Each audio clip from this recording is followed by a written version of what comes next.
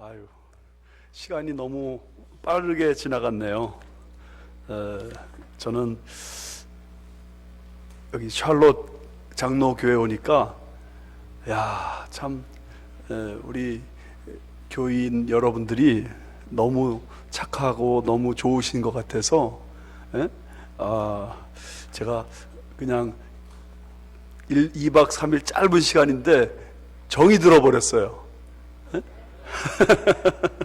그래서 이거 참 정들면 안 되는데 그런 생각을 합니다. 우리 나성균 목사님 또 우리 사모님 아주 너무너무 진심으로 사랑해 주신 것 감사하게 생각하고, 그 다음에 우리 여기 찬양대도 3곡을 하셨네? 3곡인가요? 4곡 하셨죠? 아유, 어떻게 이렇게 짧은 시간 안에 이런 찬양을 다 소화하시고 은혜스럽게 찬양을 부르시는지 아주 너무너무 감동을 받았습니다. 거기다가 우리 2 청년 저렇게 바이올린하고 첼로 이렇게 고정적으로 해주는 이 형제가 있으니 얼마나 복된 찬양됩니까? 얼마나 좋아요. 너무너무 감사하게 생각합니다. 하나님께서 우리 이 샬롯 장로교회를 크게 축복해 주셔서 시작은 미약하다 할지라도 여기 지금 지나온 40년 앞으로 또 미래로 40년 그렇게 생각하신다는데 그런 축복이 꼭 있기를 주님의 이름으로 축원합니다. 아멘. 오늘 저는 짧은 시간 가지려고 하는데 오늘은 이 시간이 오후 시간이기 때문에 여러분들께서 필기하셔야만 되는 겁니다. 가로를 채워드리는 것을 여러분들이 똘방똘방 알아들으시고 가로를 채우시면 되겠습니다. 교회요, 교회 되어라, 이런 주제로 계속 말씀을 드렸는데 여러분 이거를 하나 잊지 마셔야 돼요. 뭐냐면은 어느 교회든지 교회가 가지고 있는 역사, 교회가 가지고 있는 특징, 또 그 교회의 성향, 그 다음에 성도들의 구성 요소, 그런 것들에 의해서 결이 나 있다는 사실. 결. 나무도 결이 있지 않습니까? 고기도 결이 있습니다. 그래서 결을 따라서 고기를 자르면 쉽게 잘라지지만 결을 거스리면 어렵습니다. 마찬가지로 교회도 결이 있어요. 저도 제가 살아온 그 다음에 경험한 교회를 통해서 오늘 이런 말씀을 드리는 겁니다. 그러니까 여러분들이 우리 교회하고는 좀 다르다 그렇게 외면하시지 말고 조금 다른 것은 스피릿을 중심으로 생각하시면 됩니다. 정신, 그죠? 그리고 같은 것은 그냥 받아들이시면 됩니다. 저건 좀 마음에 안 든다 그러면 마음에 안 들면 그냥 버리시면 됩니다. 그리고 정신을 중시해서 우리 교회는 나는 그러면 어떻게 사역을 할 것인가, 그렇게 적용해 나가시면서 이 강의를 들으시면 더 좋으시리라 그렇게 생각을 합니다. 주일날 아침에 어떤 권사님이 자기 아들을 깨우면서 야, 교회 가자 그렇게 말하셨습니다. 교회 좀 가자 그랬더니 그 아드님이 그냥 잠자리에서 일어나지도 않으면서 교회 가기 싫어요. 그래가지고는 교회 가기 싫은 3가지 이유를 말한 겁니다. 첫 번째는 썬데이만이라도 잠 좀 푹 잤으면 좋겠습니다. 난 진짜 교회 가기 싫어요. 2번째는 장로님 기도가 너무 길어요. 그 장로님이 기도 좀 짧게 했으면 좋겠는데 우리 장로님 기도 너무 길어요. 난 그 기도 듣기 싫어요. 3번째는 우리 교회 성가대 너무너무 못해요. 난 그 불협화음을 견디기가 싫어요. 그랬더니 그 어머니 권사님이 그래도 교회 가야 할 3가지 이유를 또 말씀하셨습니다. 교회 가야 될 꼭 중요한 이유. 첫째, 예수 믿는 신자는 주일 성수해야 되느니라. 둘째, 하나님이 예배를 기뻐 받으시지 않느냐. 셋째, 너 그 교회 담임 목사 아니냐.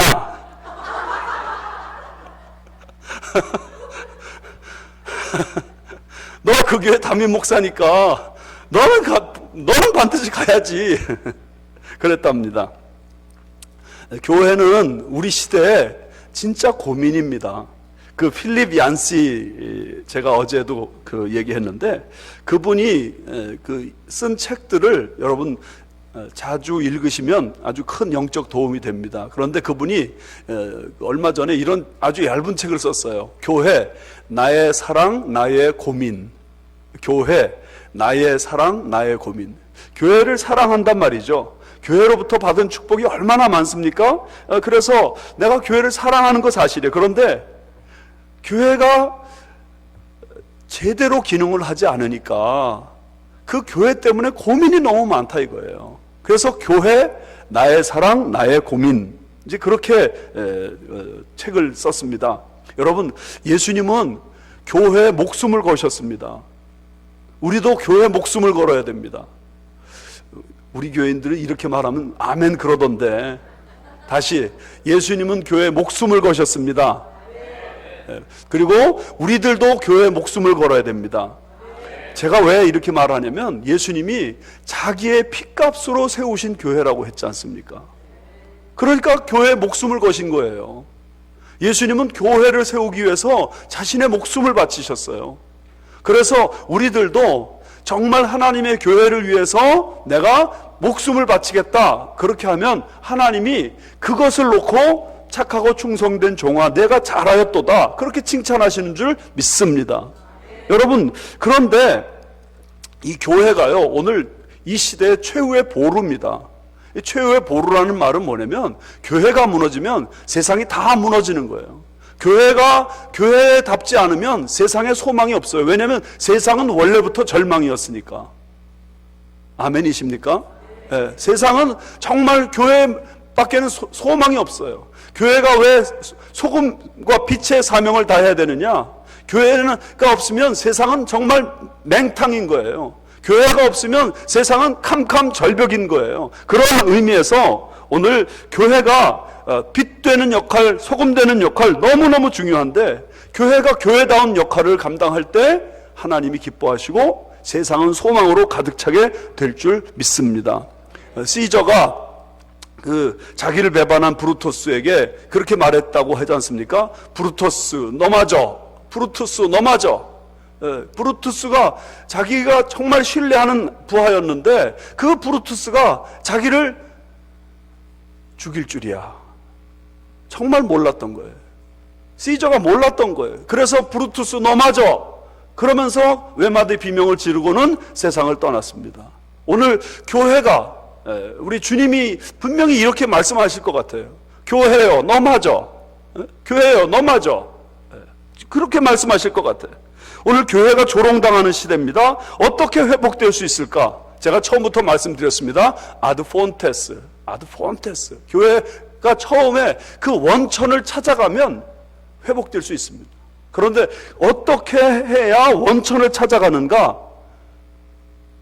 교회에 모든 많은 사람들이 있지만 그 중에 교회 중직자, 그분들이 먼저 변화받고 그분들이 먼저 원천을 찾아가면 교회는 새로워질 줄 믿습니다. 그런 의미에서 오늘 재직 세미나가 굉장히 중요한 의미가 있는 것입니다. 여기 이제 첫 번째로 보시면 교회는 하나님의 비밀입니다. 하나님의, 이건 시크릿이라고 그렇게 말하는 건데 하나님의 비결입니다. 비결. 이 세상을 변화시키는 하나님의 비결이 교회에 있습니다. 그래서 여러분 첫 번째로 거기 쓰세요. 교회는 가족이다. 가족. 하나님의 집인 교회입니다. 여기 하나님의 집이라고 할 때 그 집이 오이코스라는 말인데, 그 오이코스라는 말은 기본적으로 가족의 성격을 말합니다. 그러니까 우리가 예수를 믿을 때 하나님은 아버지가 되시죠. 그리고 교회는 어머니가 되시는 겁니다. 그리고 다른 모든 성도들은 형제 자매가 되는 것입니다. 그래서 하나님을 아버지로 섬기고 그 다음에 교회를 어머니로 모시고, 그래서 아주 형제 자매들이 오손도손 사이좋게 지내는 곳이 교회다. 그런 의미에서 교회는 포근하고 따뜻한 안식의 이미지가 있어야 됩니다. 여러분, 우리 교회 안에서 저 좀 보세요. 우리 교회 안에서 가장 중요한 이미지, 그것은 따뜻한 이미지여야 됩니다. 교회가 바리새인처럼 막 정죄하고 비난하고 진리를 지키는 것은 중요하지만 그런 이미지가 아닌 거예요. 왜냐하면 가정이니까. 교회는 가정이라니까요.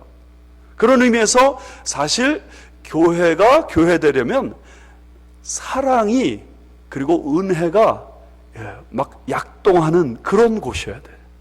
그래서 교회 오실 때마다, 예배를 드릴 때마다 형제 자매들을 서로 보는 그 즐거움, 기쁨, 그것이 가득 차야 돼요.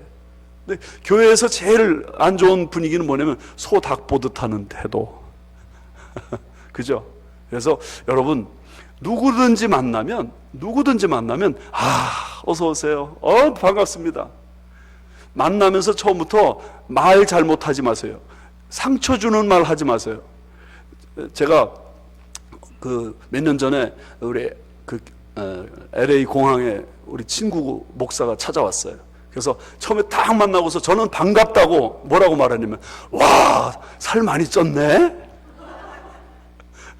그랬더니 그 친구가 얼굴이 싹 바뀌면서 이렇게 말하는 거예요. 왜 만나자마자 영양가 없는 말부터 해?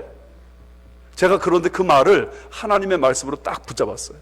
그래서 누구든지 만나면 처음에 정말 좋은 얘기 먼저 해야 되겠다. 아멘이십니까? 네, 정말 그렇습니다. 교회에서 만나면 처음에 정말 좋은 얘기부터 먼저 해야 돼요. 그런 의미에서 교회는 가족이다, 잊지 마시기 바랍니다. 두 번째, 교회의 주인은 하나님이십니다. 살아계신 하나님의 교회이기 때문에 이 교회 주인은 하나님이십니다. 교회에도 지금 민주화 바람이 불고 있죠. 그런데 여러분, 교회의 주인은 평신도가 아닙니다. 잊지 마세요. 교인이 주인이 아닙니다. 그죠? 교회는 그래서 다수결로 하는 것도 아닙니다. 그렇다고 목사가 그럼 교회 주인이냐? 아닙니다. 어떤 특정한 사람이 교회 주인이 되면 그 순간부터 교회는 세상하고 비슷해지기 시작합니다. 여러분, 교회의 진정한 민주화는 목사와 장로, 교인 모두가 하나님께 무릎 꿇고 성령의 인도하심 받을 때 그 교회가 진정 민주화를 이루는 것이라고 믿습니다. 그런 의미에서 교회는 참 이상해요. 참 희한해요. 투표하고 그럴 때는 다수결로 한단 말이에요. 그런데 교회를 어떤 방식으로 이끌고 나가야 되느냐, 그건 영적으로 앞서신 분이 리더가 돼야 돼요. 그러면서 계속 교회를 하나님이 살아계셔서 그 살아계신 통치를 받는 그 공동체가 될 때 교회가 교회다워지는 것입니다. 세 번째, 교회의 사명은 진리를 선포하는 것입니다. 진리. 교회는 여기 성경 말씀에 진리의 기둥과 터라고 그랬습니다. 그러나 교회는 말이죠, 진리를 받쳐주는 곳이에요. 그리고 교회는 무엇보다 진리의 청지기가 돼요. 그래서 여러분, 여러분이 모신 목회자가, 청빙한 목회자가 진리를 편한 마음으로 가르쳐 줄 수 있는 그런 분위기가 만들어져야 돼요. 어떤 말 하면 저분이 시험 들겠구나 하고 말 못하는 것이 있어서는 안 돼요. 목사님은 무엇이든지 진리에 입각해서 말씀하신다고 생각하면 그것을 과감하게 선포할 수 있는 그런 마음이셔야 돼요. 이거 아멘이십니까? 네.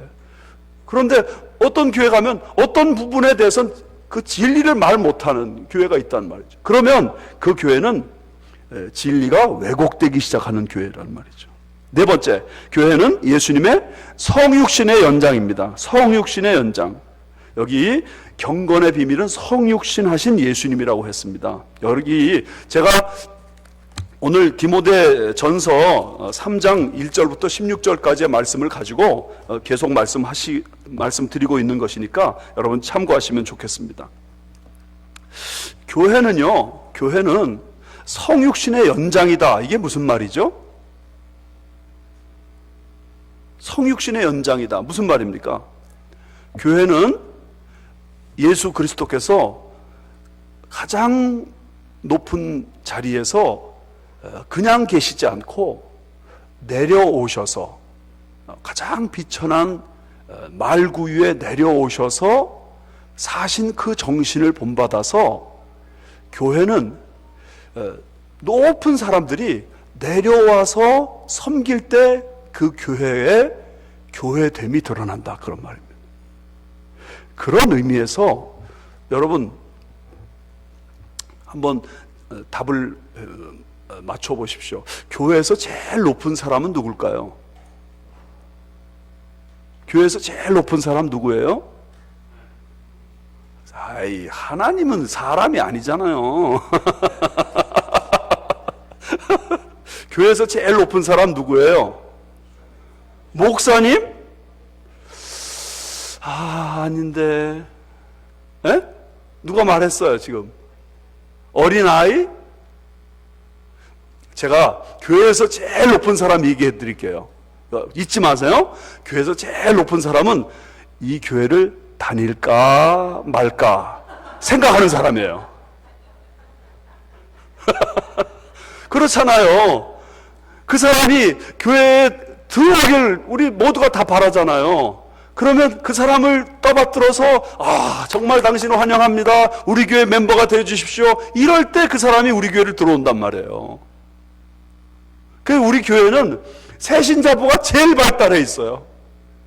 그냥 주차장 입구에서부터 그 찾아오시는 교인들 처음에 자동차 문 열자마자 어서 오십시오 하고 장로님들부터 막 인사하고 막 난리쳐요.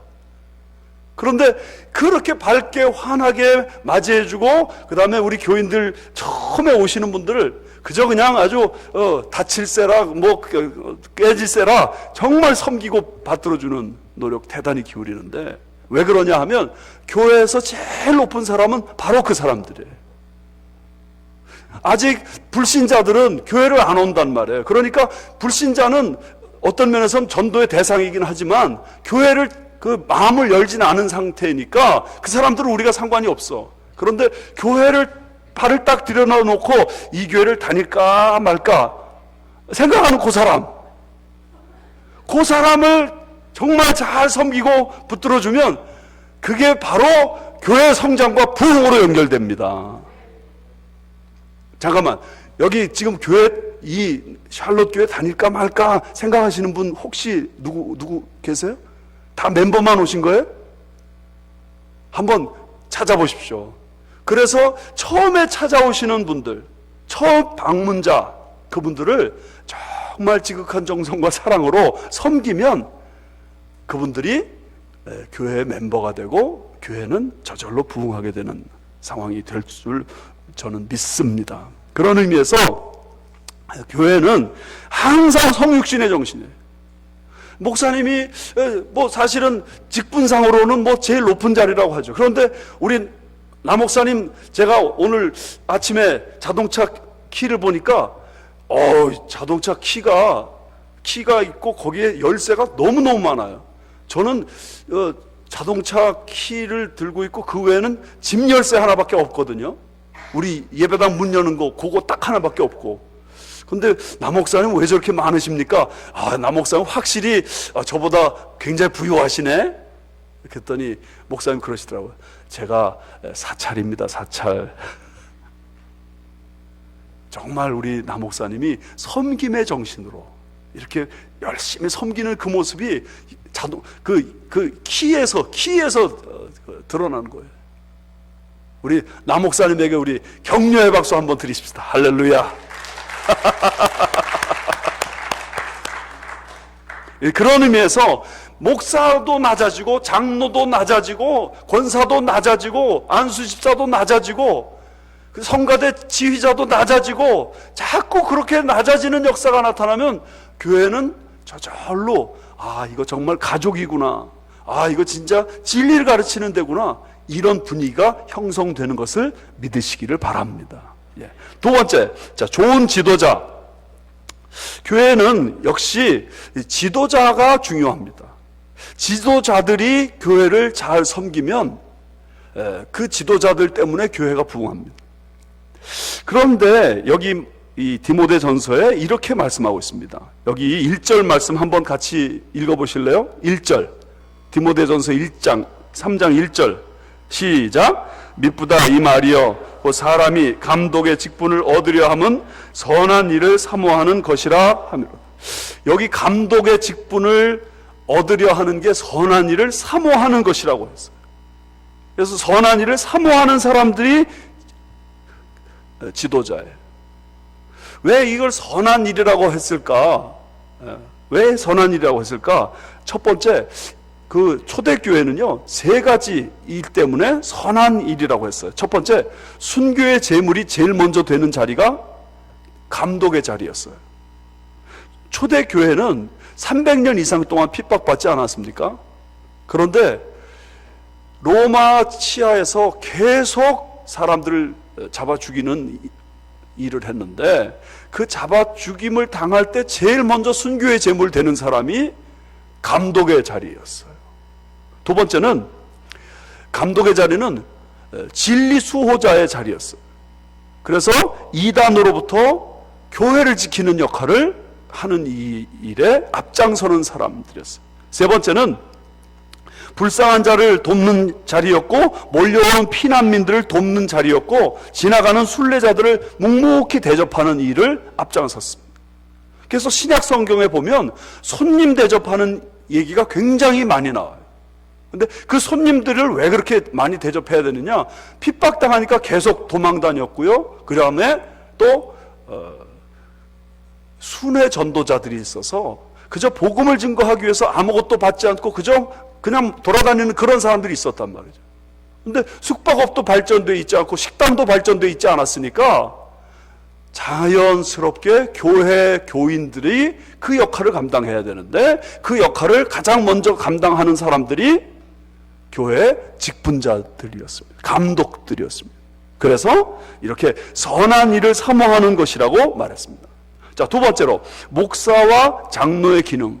이전에는 감독이라는 직분이 있었는데, 이 감독이 이제 나중에 교회 역사가 흐름에 따라서 장로로 또 목사로 이렇게 나누어졌습니다. 그 목사와 장로는 3가지 기능이 있는데, 목사는 특별히 티칭 엘더라고 해서 가르치는 일에 전념하는 사람이고, 장로는 룰링 엘더라고 해서 다스리는 일을 주로 담당하시는 분입니다. 그런데 목사와 장로가 같은 역할을 하기도 하고 또 교회에 따라서 나뉘어져서 역할을 감당하기도 합니다. 첫 번째는 영적인 양식을 공급하는 것이 장로의 기능입니다. 목사, 장로가 하는 역할이 영적인 양식을 공급하는 거죠. 특별히 이것은 목사에게 요구되는 역할인데, 말씀을 잘 가르치는 것이 목사의 가장 중요한 의무입니다. 책임입니다. 그러므로 교회는요, 목사님에게 말씀을 잘 가르치시는 것 이상의 어떤 다른 짐은 좀 주지 않는 것이 교회를 위해서 유익합니다. 그래서 목사님에게 그 시비 걸 수 있는 그 소지가 있는 경우가 2가지 있는데, 첫 번째는 이단적 가르침을 하실 때, 이단의 말씀을 전할 때 여러분 교인들이 가만히 있으면 안 됩니다. 두 번째, 도덕적 하자가 있을 때 교인들이 가만히 있으면 안 됩니다. 도덕적 하자라는 것은 돈, 명예, 여자 3가지 걸리는 거. 이거는 저도 가슴 아프지만 우리 교인들이 눈에 불을 켜고 지켜야 됩니다. 그래야 교회가 거룩함이 유지가 되는 것입니다. 이단적 가르치면 안 됩니다. 돈, 여자, 명예 그런 유혹에 빠져들지 않도록 항상 목사님을 위해서 기도해 주시고, 그 외에는 목사님도 사람이니까 그것을 여러분 받아주시면 교회 목사님들이 편안하게 목회 사역을 잘 하실 줄 믿습니다. 두 번째는 양무리를 보호하는 것입니다. 이것은 목사님에게도 요구되지만 특별히 장로님들에게 이런 역할이 요구되는 것입니다. 세 번째, 도덕적 타락에서 지키는 것입니다. 그런 의미에서 이 목사님과 장로님들은 영적인 파수꾼이에요. 사실은 목사님도 장로님도 사람이기 때문에, 여러분 제가 지금 스포트라이트를 받고 있는데 스포트라이트를 받으면 제 얼굴에 있는 뭐 점이라든가 죽은 깨라든가 그런 게 다 보이는 거예요. 앞에 서 있으면 할 수 없이 그런 게 다 노출되게 돼 있습니다. 그러므로 밑에 앉아 있는 분들은 목사님과 장로님이 목사님도 장로님도 사람이다 그렇게 생각하고 좀 더 너그러운 마음을 가져야 되고, 또한 앞에 서신 목사님과 장로님들은 정말 도덕적으로 결벽주의라고 할 만큼 본인들 스스로가 결단하고 돈에 있어서, 명예에 있어서, 여자 문제에 있어서 철두철미 자기를 지키는 노력을 기울여야 될 줄 믿습니다.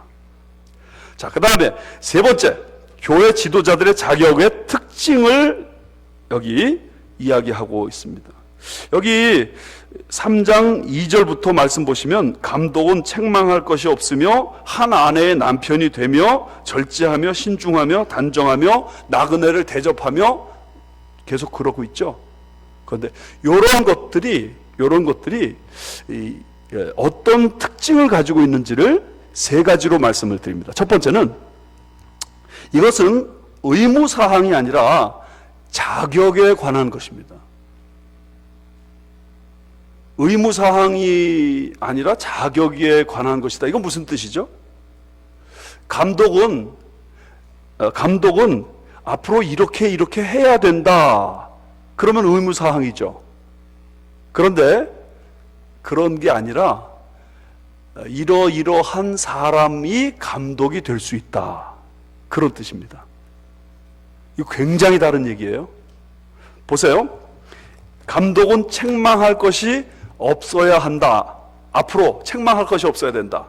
그런 얘기가 아니라, 감독은 이미 책망할 것이 없는 사람이 감독으로 선출돼야 된다. 그런 의미예요.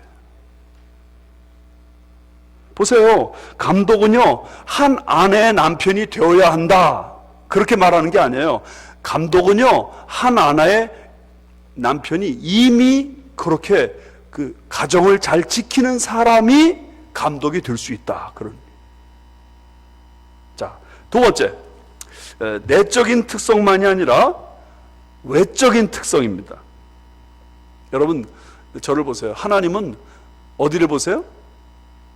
하나님은 중심을 보세요. 그런데 사람은 외모를 보느니라. 그렇죠? 그러니까 여기 목사나 장로는요, 하나님 앞에서도 중심이 온전해야 되지만, 그러나 외적인 면에 있어서도 사람들이 보기에도 좋은 모습이어야 돼요. 이게 무슨 말이에요? 성도들이 존경할 수 있을 만한 사람이어야 된다는 얘기예요.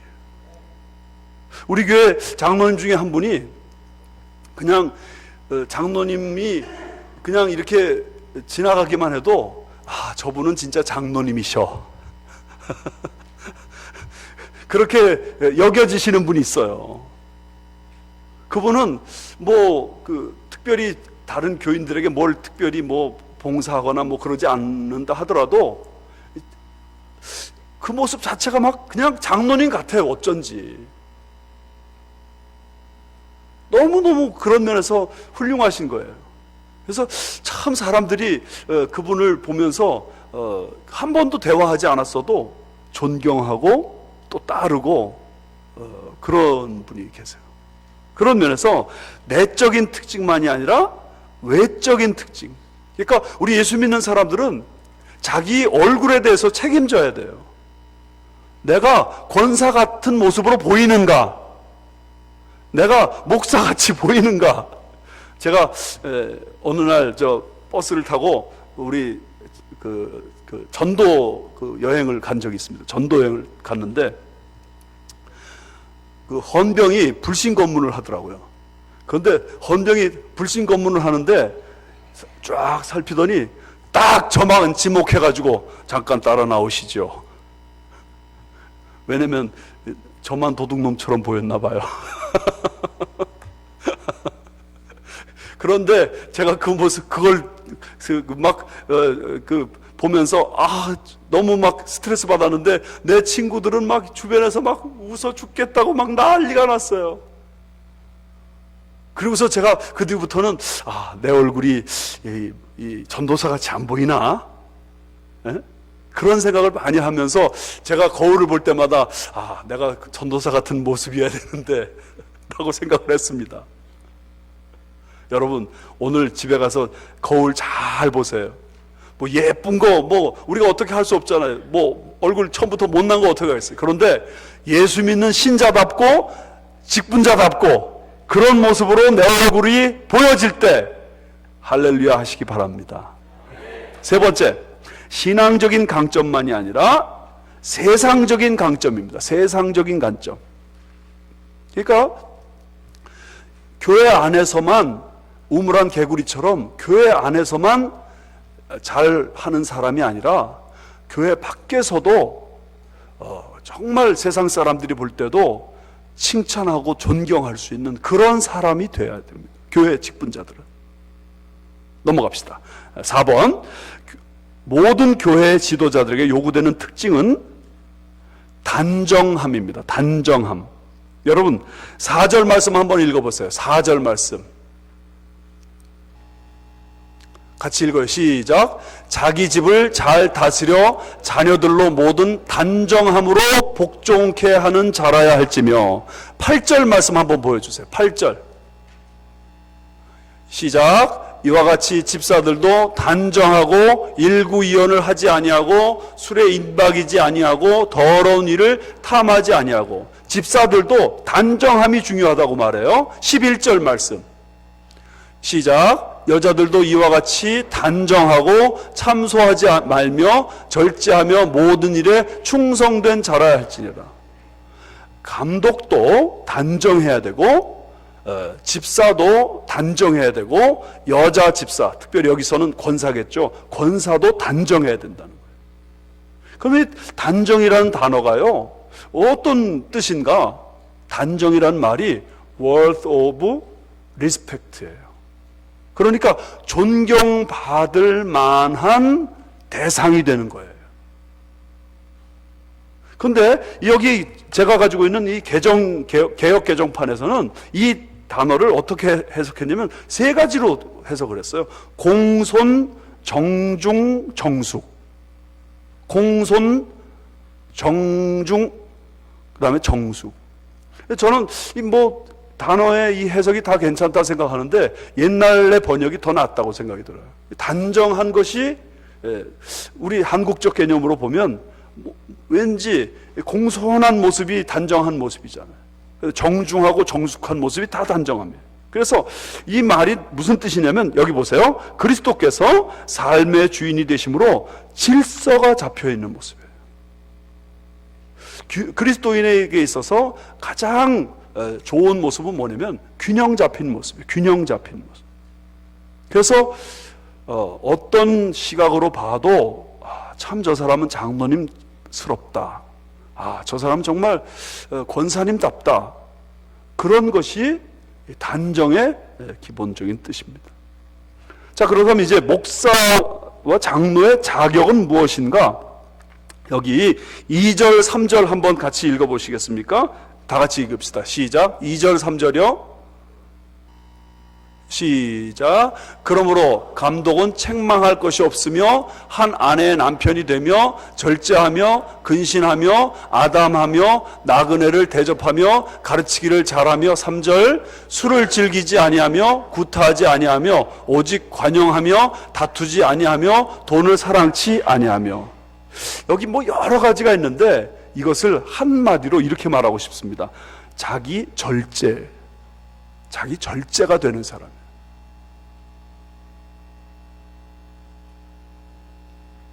술을 즐기지 않잖아요.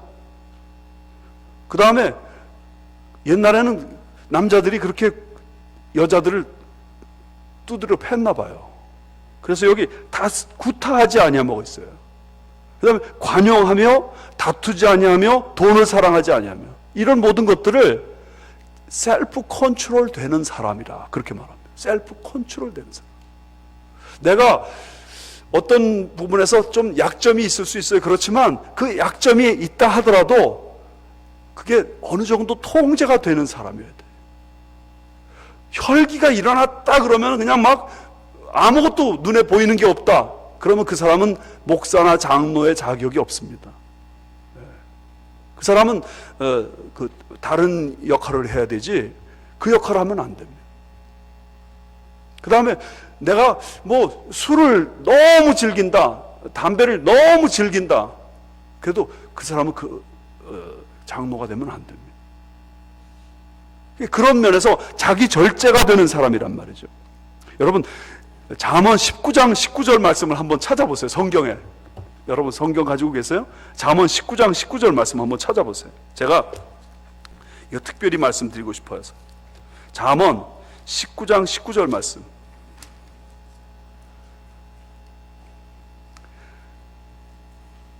구약성경 931면입니다.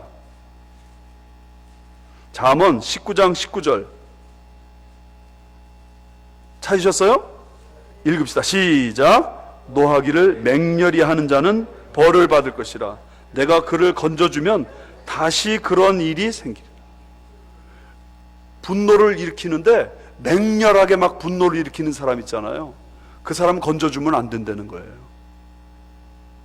그 사람 한 번만 용서하자 그러면 안 된다는 거예요. 왜냐면 그러면 또다시 그런 일을 저질른대. 그러니까 그렇게 혈기가 절제가 되지 않는 사람은 리더가 되면 안 되는 거예요. 자, 그 다음 4절 5절은 기술에 관한 얘기입니다. 기술이 뭔지 한번 생각해 보시면서 왜 제가 기술이라고 했을까를 생각하면서 4절 5절 말씀 앞에 보면서 읽으실래요? 시작. 자기 집을 잘 다스려 자녀들로 모든 단정함으로 복종케 하는 자라야 할지며 사람이 자기 집을 다스릴 줄 알지 못하면 어찌 하나님의 교회를 돌아보리요. 이 말은 무슨 뜻이냐면 여러분, 리더가 되는 사람들은 자기 가정을 먼저 잘 다스리는 기술이 있어야 된다는 거예요. 물론 뭐 이것이 절대 원칙이다 그렇게 말할 수는 없어요. 그렇지만 그 자녀들로 내가 우리 자녀들을 잘 컨트롤하는 그런 가정을 만드는 것이 중요합니다. 내가 내 아내를 잘 섬기는 가운데서 아름다운 가정이 이루어지는 게 너무너무 중요한 요소라 그런 말입니다. 자기 가정도 잘 다스리지 못하는 사람이 어떻게 교회를 와서 다스릴 수 있겠느냐? 성경이 그런 말씀입니다. 이거는 일반적인 원칙입니다. 이걸 막 특별하게 적용해서 저 사람 가정이 잘 안 되니까 난 지지 못한다. 꼭 그렇게까지 말하는 건 좀 너무한 것입니다. 그렇지만 이건 일반적으로 적용돼야 되는 원칙이죠. 밖에서만 잘하는 사람 안 된다 이거예요. 목사 중에서도 종종 아내를 구타하는 목사가 있대요. 예. 장로님 중에서도 그냥 혈기만 일어나면 그냥 아이들을 막 때려잡는 그런 장로가 있단 말이에요. 그런데 정말 그러면 그 가정이 예수를 잘 믿지도 않고 자녀들이 신앙생활 잘 하지도 않고 또 잘못된 길로 나가고 그런 일들이 얼마나 많습니까? 그런 의미에서 먼저 기술이 있어야 된다. 가정을 다스리는 기술. 그런 은혜가 임하시기 바랍니다. 넘어갑시다. 세 번째, 믿음의 연조입니다. 6절 같이 읽어요. 시작. 새로 입교한 자도 말지니 교만하여져서 마귀를 정죄하는 그 정죄에 빠질까 하며. 처음 예수 믿는 사람, 새로 처음 들어온 사람은 장로가 되면 안 됩니다. 그런 의미에서 신앙의 연조도 굉장히 중요하다 그런 말입니다. 네 번째, 좋은 평판입니다. 평판. 7절 말씀 다 같이 읽어요. 시작. 또한 외인에게서도 선한 증거를 얻은 자라야 할지니 비방과 마귀의 올무에 빠질까 염려하라. 그래서 교회 안에서만 좋은 사람이 아니라 교회 밖에서도 정말 저 사람은 참 장로답다. 어느 교회 장로라는데 진짜 저 사람 훌륭하다. 그런 평판을 받아야 된다. 그런 말씀입니다. 6번 보시면 집사와 권사의 기능에 대해서 이야기하고 있는데, 그 8절 말씀에 이와 같이 집사들도 단정하고 그랬지 않습니까? 이와 같이라는 말씀이 있어요. 그러니까 감독의 자격과 집사의 자격이 동일하다, 그런 의미입니다. 그럼 뭐만 다르냐? 기능과 역할만 다릅니다. 그래서 엄격하게 구별하면요, 저희 교회는 이렇게 구별을 했습니다. 목사와 장로, 그들은 지도자로 세우고, 집사와 권사, 그들은 봉사자로 세웁니다. 봉사자의 기능이 있단 말이에요. 강하단 말이죠. 그래서 목사와 장로가 행하는 것은 당회입니다. 당회가 의결기구예요. 우리 교회는 그렇게 합니다. 그래서 그 당회에서는 방향과 목회의 방향과 정책을 수립합니다. 그 다음에 재직회에서는, 재직회는 집사와 권사가 중심이죠. 재직회는 수행기구입니다. 수행기구. 그래서 수행기구이기 때문에 당회에서 결정한 방향과 정책을 따라서 섬기는 역할을 감당하는 것이 가장 중요한 사명입니다. 그래서 재직회에서도 건의가 가능해요. 그러나 재직회는 의결을 해서는 안 된다, 그런 생각을 우리 교회는 적용하고 있습니다. 그래서 재직회가 모든 안건들을 가지고 제안할 수는 있습니다. 그렇지만 교회의 최종적인 권위는 당회고 그보다 더 높은 권위는 공동의회에서 처리합니다. 이거는 우리 샬롯 장로교회는 어떻게 하시는지 모르는데, 하여튼 저희 교회는 그렇게 한다, 그런 말씀을 드리고 싶습니다. 자, 7번 보시죠. 집사와 권사의 자격입니다. 자, 똑같이 5가지로 정리했습니다. 첫 번째, 신실함입니다. 8절 말씀 같이 보시죠. 이와 같이 시작. 이와 같이 집사들도 단정하고 일구이언을 하지 아니하고 술에 인박이지 아니하고 더러운 일을 탐하지 아니하고. 그래서 일관성 있는 언어 생활을 하는 사람들입니다. 말에 일관성이 있어야 돼요. 무엇보다 직분자들은 말을 가볍게 하면 안 됩니다. 한마디 말을 했으면 그것을 반드시 실천하고, 그리고 말을 할 때 정말 조심해서 말하고, 그 다음에 남에 대해서 배려해서 말하는 그런 태도를 가져야 됩니다. 두 번째, 참된 회개의 흔적이 있어야 됩니다. 9절 말씀 보시죠. 시작. 깨끗한 양심에 믿음의 비밀을 가진 자라야 할지니. 깨끗한 양심, 이거 진실성이죠. 그 다음에 믿음의 비밀, 이건 뭐냐면 확고한 신앙입니다. 확고한 신앙. 세상 사람들이 넓은 길 가잖아요. 그런데 예수 믿는 사람들의 길은 좁은 길이에요. 그럼 좁은 길을 갈 때는 이 확고한 마음의 태도가 없으면 좁은 길을 가기 어렵습니다. 그러므로 여기 참된 회개의 흔적이 마음속에 나타나서 깨끗한 양심과 믿음의 비밀을 가지고 세상 사람들 뭐라 그래도 나는 이렇게 산다, 이런 태도들이 있어야 된단 말이에요. 집사님들, 권사님들, 이런 부분에서 본인이 항상 지키셔야 됩니다. 네 번째, 은혜스러운 언어 생활입니다. 11절 말씀 한번 보실래요? 다 같이 읽어요. 시작. 여자들도 이와 같이 단정하고 참소하지 말며 절제하며 모든 일에 충성된 자라야 할지니라. 참, 아주 그런 부분에서 교회 안에서는 무엇보다 말을 정말 은혜스럽게 하는 그 비결을 배워야 되죠. 그리고 5번째, 좋은 가정입니다. 12절 다 같이 시작. 집사들은 한 아내의 남편이 되어 자녀와 자기 집을 잘 다스리는 자일지니. 저희 이제 교회 이야기를 잠깐 좀 하겠습니다. 우리 교회에서 어떤 집사님이 마켓을 갔습니다. 마켓을 갔는데 어떻게 캐시를 들고 가게 됐나 봐요. 근데 캐시 2,000불이니까 이 여자분에게 이 캐시가 좀 부담이 됐던 거예요. 그래서 이걸 어떻게 할까 그러다가 신문지에 뚫뚫뚫뚫 말아가지고 그 마켓 카트에다가 딱 던져놨어요. 아무도 이제 신경 안 쓸 테니까 그냥. 그리고서는 장을 보고 돌아갔는데 집에 가서 딱 보니까 그 2,000불을 안 갖고 온 거예요. 예? 2,000불을 안 갖고 온 거예요. 그 마트에, 그 마켓에, 그 카트에다가 그냥 놔두고 온 거예요. 그래가지고 그냥 그 불이 나게 이분이 마켓 가가지고 야 이거 옷 있나 하고 막 찾았는데 아무리 봐도 없어요. 그 뭐 마켓 안을 다 돌아다니는데 없는 거예요. 그런데 그 앞에 시큐리티 가드 하시는 분에게 이렇게 물었어요. 혹시 아저씨 여기 저 신문지 뚫뚫 마른 거 혹시 못 보셨어요? 그랬어요. 그랬더니 그분이 이거 말하시는 거예요? 하면서 그걸 딱 지우시는 거예요. 그래가지고 그 안에 펼쳐봤더니 그대로 있는 거예요. 2,000불이.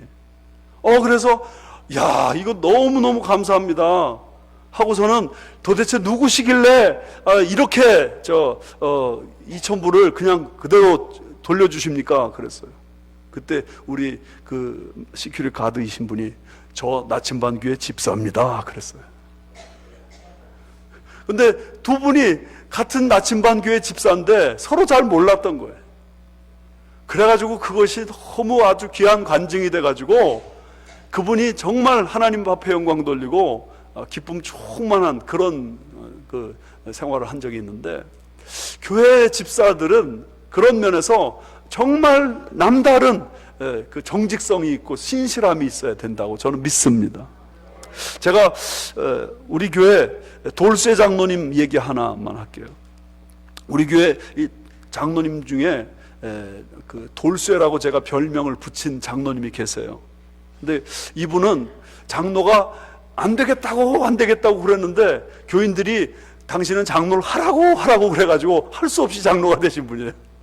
근데 이분은 대인 공포증이 있어요. 그래서 기도를 하라고 그러면 그냥 세상이 다 새카매져 버리는 분이에요. 그러니까 어떻게 기도를 하겠어요? 그냥 막 벌벌벌 떨다가 기도를 잘 못하고 그러세요. 그런데 이분이 잘하는 건 뭐냐면 순종을 무조건 잘해. 그러니까 아무리 대인 공포증이 있어도 목사님이 기도하십시오 그러면 그냥 벌벌 떨면서도 말이 막 횡설수설하면서도 기도를 한단 말이에요. 그렇게 막 기도를 하시고 그러더라고요. 그런데 그분이 나중에 기도를 아주 유창하게 잘하시는 분으로 바뀌었어요. 그런데 이분이 그 장로가 되면서 계속 자기는 제가 지난주에 만났을 때도 또 그런 얘기 하시다가 저야말로 진짜 장로 자격이 없는 장로죠. 저는 진짜 장로 자격이 없는 사람이래요. 그런데 이분이 교인들에게 다 존경을 받아요. 뭐 학력도 형편없어요. 그런데 교인들에게 너무너무 존경을 받아요. 왜냐하면 항상 주차장에 서서 제일 뛰어다니면서 소리 질러가지고 환영합니다. 어서 오십시오. 진짜 보기도 아까운 분이 오셨네. 막 그러면서 칭찬을 하면서 막 다 손님들을 맞아야 돼. 그리고 이분은 옷을 항상 양복 입고 오시는데 이 양복 와이셔츠가 그냥 그대로 있는 채로 집에 돌아가시는 예가 단 한 번도 없었던 것 같아요. 항상 땀에 절어 있어요. 왜 그러냐면은 교회에서 테이블 세팅하는 일을 먼저 하시죠. 그리고 교회에서 쓰레기가 어마어마한 양이 나오거든요. 그 쓰레기 어마어마한 양을 다 쓰레기통에 갖다 놓느라고 그렇게 애를 쓰세요. 그리고 점심시간에는 이분이 자기는 먹는지 안 먹는지 제가 먹는 걸 별로 못 봤어요. 그러면서 항상 새신자들에게 쫓아다니면서 물컵 날르시는 일을 해요. 우리 교회에서 그래도 우리 교회가 제법 좀 규모가 있는 교회인데 아마 우리 장로님 대접받지 못하신 분이 아마 거의 없을 것 같아요. 제가 생각할 때. 그냥 교회 오시면 무조건 찾아가서 전화해가지고 오셨는데 너무너무 반갑다고 우리 식사 한번 하자고 그러면서 막 자기가 대접하고 섬기고 막 그러셔요. 제가 볼 때 그런 교회는 많은 사람들이 다 힘을 합해 되는 것은 사실이에요. 그런데 어떤 사람 한두 사람이 그렇게 막 열심을 다해서 헌신하잖아요. 그러면 그분 때문에 교회는 됩니다. 여러분, 저는 그런 면에서 그런 장로님들을 전설적인 장로라고 불러요. 전설적인 장로. 그분이 정말 그렇게 교회에서 막 자신이 장로직인 것을 고집하지 않고 그저 남에게 다 대접하고 섬기고 그러면서 열심을 다해서 봉사하시니까 그래서 우리 교회가 성장하고 있는 거 아닐까. 저는 항상 그런 생각을 합니다. 여기 지금 보니까 전 장로님 안 계시네요. 전 장로님도 제가 볼 때 그런 분 중에 한 분이 아닐까. 진짜 전설적인 장로님이시다, 그런 생각 좀 저는 이번에 와서 했는데, 정말 그런 분들이 계실 때 그런 분들이 교회 안에서 상처받지 않고 또 존경받으면서 그런 그 헌신과 봉사의 삶을 꾸준히 계속 하실 수 있도록 격려해드리고 위로해드리는 것이 참 좋다, 그런 생각이 좀 듭니다. 넘어가겠습니다. 우리 좋은 교회, 이제 좋은 교회를 좀 얘기하도록 하겠습니다. 여러분, 피터 와그너 박사님을 아십니까? 지금 돌아가신 분이신데 그분이 이런 말씀을 하셨습니다. 좋은 교회는 4가지 요소가 갖춰져야 된다. 첫 번째, good people. 두 번째, good leader. 패스터가 좋아야 된단 말이죠. 세 번째, good building. 빌딩이 좋아야 된대요. 마지막 4번째는 뭔지 아세요? good parking lot. 교회가 좋은 교회면 어떤 교회가 좋은 교회인가? 저는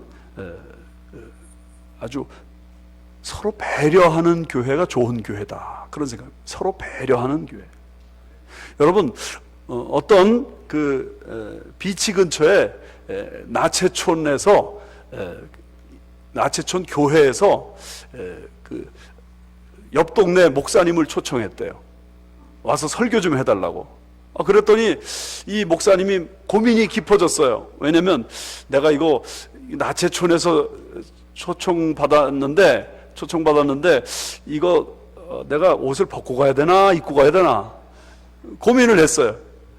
그래가지고 고민하다 말고 할 수 없이 수영복만 입고 갔어요.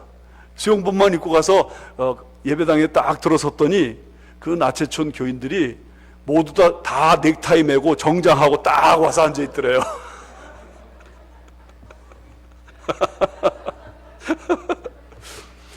이게 교회 스피릿은 배려입니다. 배려, consideration, 배려. 그러면 그 배려하는 그 마음들이 어떻게 전달되느냐? 좋은 분위기에서 전달돼. 여러분 한번 보세요. 분위기가 좋은 교회 되는 건 너무나 중요한데, 특별히 사역보다 관계를 중시하는 교인들이 되시면 좋겠습니다. 그래서 사역보다 관계를 중시한다는 말이 무슨 말이냐 하면, 본질은 바꿀 수 없지만 그러나 비본질적인 문제에는 매달리지 않는 그런 교회가 되는 게 중요하다. 비본질적인 문제. 우리 LA 지역에 이런 교회가 있습니다. 어떤 권사님이 머리를 빨갛게 물들여 가지고 오셨어요. 그랬더니 어떤 장로님이 그 권사님을 보고서 이렇게 말했어요. 권사가 머리가 이렇게 빨간 게 뭐야 이게. 그런데 거기서 시비가 붙어버렸어요. 아니, 머리가 빨가면 어떠냐 하고 덤벼들고 장로하고 권사가 그렇게 싸우다가 말고 파가 갈라져 버렸어요. 그래서 그 교회가 실제로 무너져 버렸어요. 기가 막힌 얘기죠. 여러분, 권사님들이 빨강 머리 하고 와도 흉보지 마세요. 아니, 그렇잖아요. 뭐 내가 보태주는 거 아닌데 왜 그 남이 뭐 어떻게 하고 다니면 뭐 어때요? 맞죠?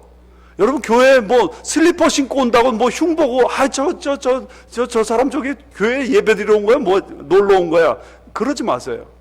하나님이 그 사람들도 사랑하신단 말이죠. 그리고 그런 것은 비본질적인 문제이기 때문에 그것은 품어줘야지 되는 거예요. 어느 교회에서 싸움이 났대요. 그런데 무슨 문제 가지고 싸움이 났냐면 피아노가 문제였어요. 피아노를 교회에 이 왼쪽에 둬야 되느냐 오른쪽에 둬야 되느냐 이 문제 가지고 싸움을 벌였어요. 그래가지고는 그 교회도 진짜로 패가 딱 나눠졌는데 진짜 그 왼쪽 그 피아노 주장파가 오른쪽 피아노 주장파에 대해서 계속 격렬하게 막 싸움을 싸웠는데 그러다가 그 교회가 둘로 쪼개져 나뉘어져 버렸어요.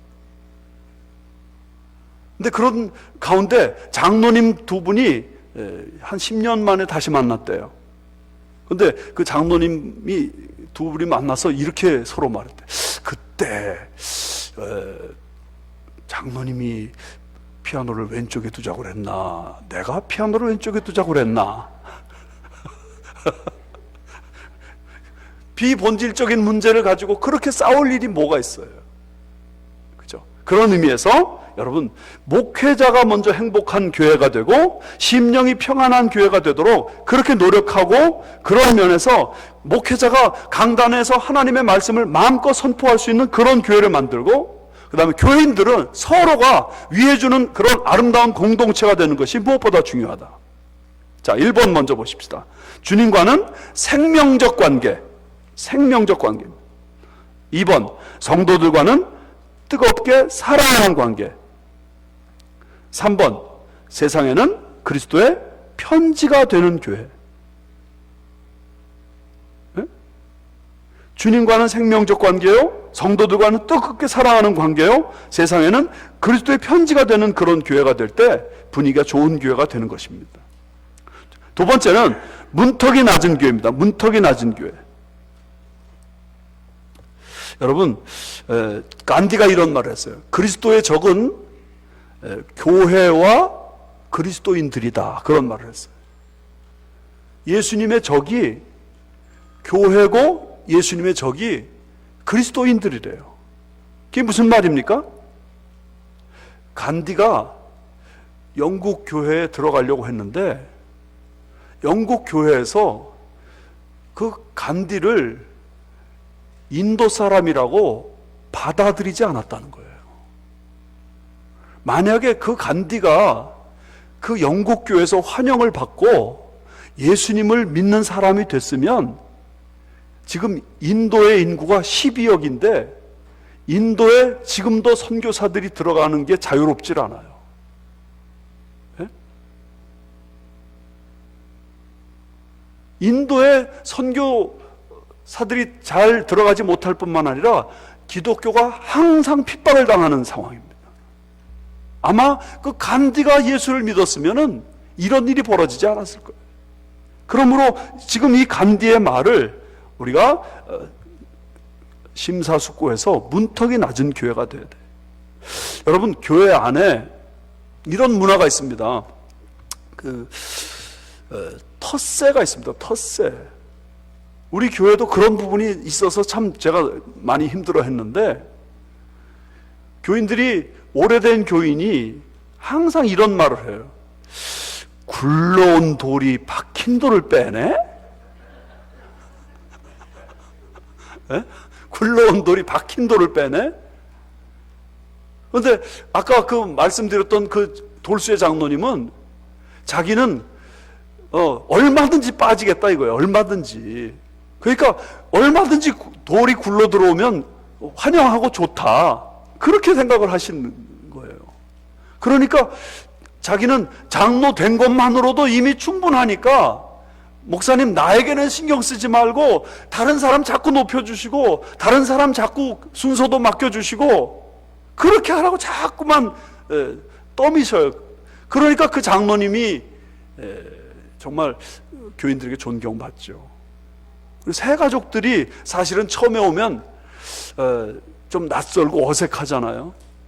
이 교회는 나를 환영해 줄까? 그런 생각 하잖아요.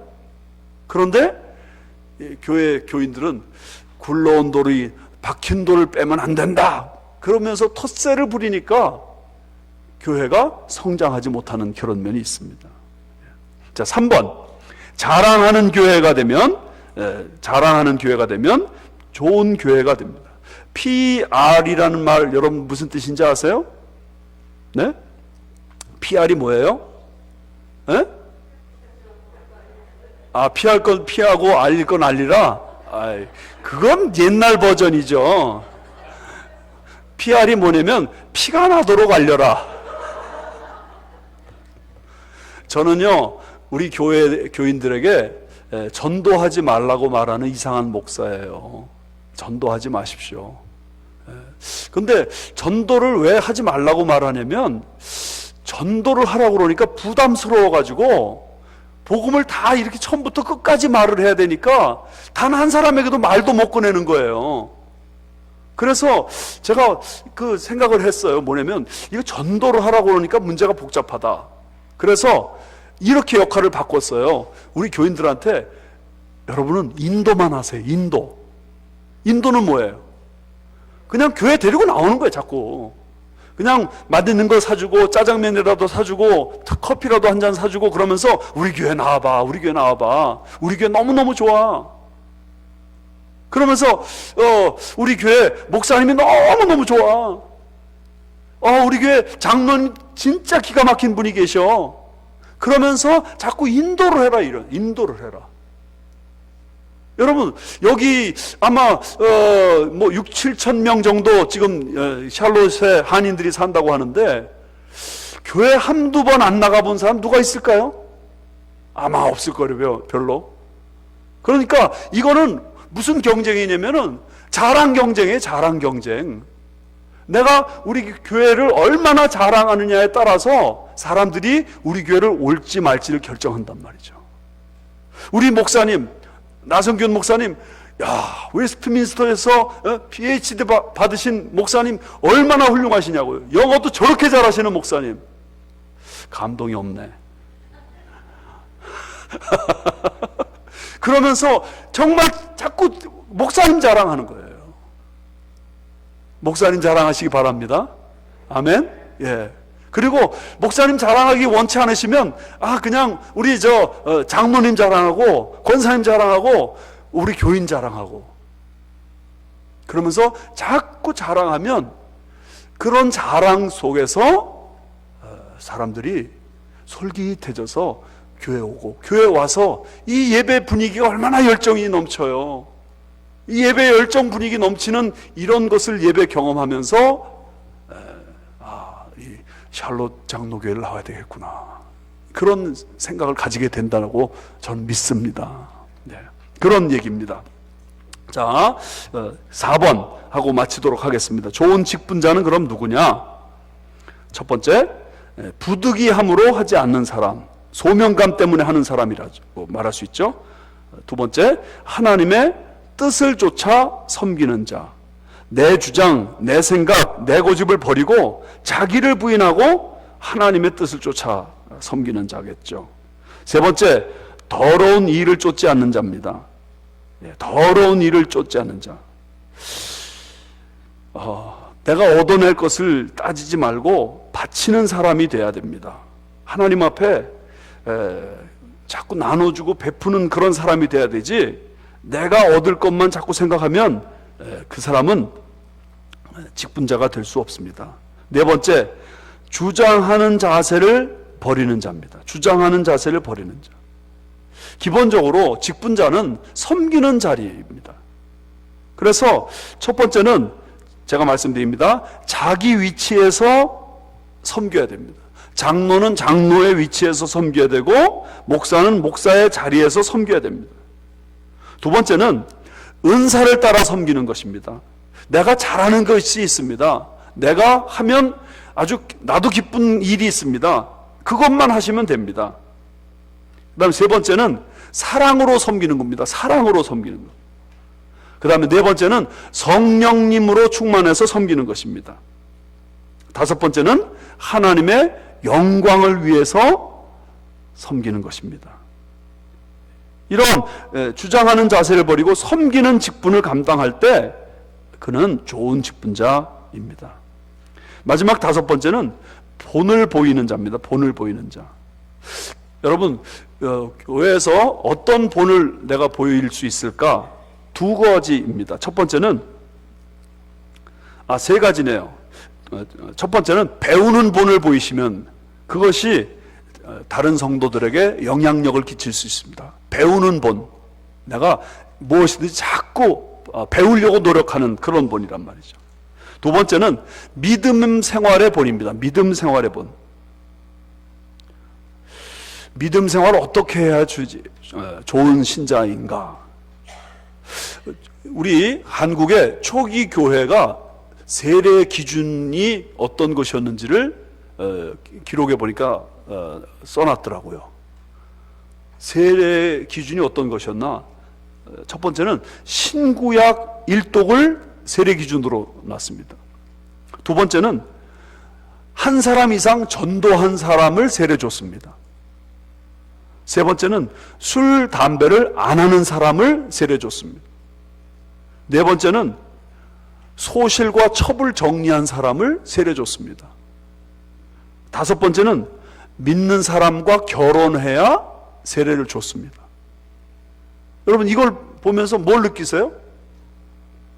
신앙생활의 기준이 초창기 한국교회는 굉장히 높았구나, 이걸 보여준 것입니다. 그러니까 우리 직분자들이 먼저 삶 속에서 신앙 기준을 높여놓고 내가 그것을 지키려고 몸부림치는 노력을 보여줄 때 그것이 본이 된단 말입니다.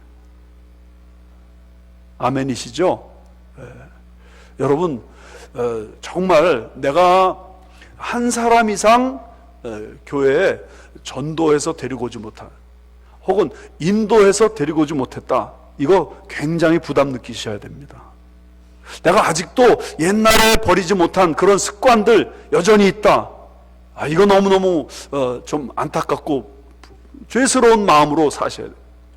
그러면서 과감하게 버리고 떨치고, 그래서 우리 샬롯 장로교회가 더욱 좋은 교회로 나갈 수 있도록 힘을 합해 주셔야 됩니다. 마지막 세 번째는 뭐냐면 목사님 중심으로 협력하는 본을 보이셔야 됩니다. 교회는요, 세상 단체도 다 마찬가지지만 강력한 리더가 있을 때 그 강력한 리더를 중심으로 부흥할 수 있습니다. 네. 어떤 공동체도 리더가 강력하지 못하면 그 공동체가 성장하지 못합니다. 그래서 여러분들이 항상 목사님 중심으로 신앙생활 잘 하셔서 우리 샬롯 장로교회가 놀랍게 부흥하는 그런 축복을 받으시기를 바랍니다. 한국에서 이런 농담이 있습니다. 여당 사람은 건배할 때 뭐라고 그래요? 여당 사람은 위하여 그런답니다. 위하여. 야당 사람은 위하야 그럽니다. 그 다음에 예배당 다니는 사람은, 예수 믿는 사람은 위하예 그런답니다. 우리는 세상 사람과 다른 사람들입니다. 그런 의미에서 항상 위하예, 예수님을 위하는 그런 마음으로 그저 예수님이 핏값 주고 사신 그 교회를 위해 우리 자신을 바칠 때 하나님의 축복이 임하게 될 줄 믿습니다. 우리 이 시간 다 같이 기도하십시다. 기도하실 때 우리 이 시간에 하나님, 제가 우리 샬롯 장로교회 직분자로서 하나님 앞에 충성을 다할 수 있도록 도와주시옵소서. 주님이 피로 값주고 사신 교회를 위해서 우리 자신이 힘을 다해서 정성을 다해서 하나님 교회를 섬길 수 있도록 역사하여 주시옵소서. 그래서 우리 샬롯 장로교회가 하나님의 큰 부흥을 이룩할 수 있도록 은혜 내려 주시옵소서. 우리 시간 다 같이 통성으로 간절한 마음으로 우리 목사님 나오실 때까지 기도하도록 하겠습니다.